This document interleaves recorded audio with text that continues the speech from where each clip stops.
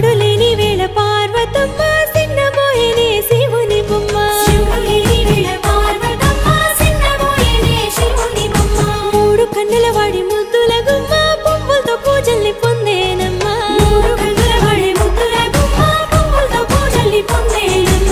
గౌరమ్మే బతుకమ్మై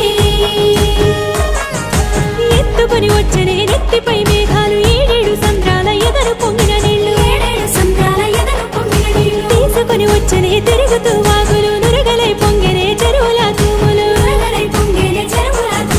ఉత్తరం దక్షిణం నువ్వెక్కిపోతుంటే తంగేడు బొమ్మలు బంగారమై పూస్తే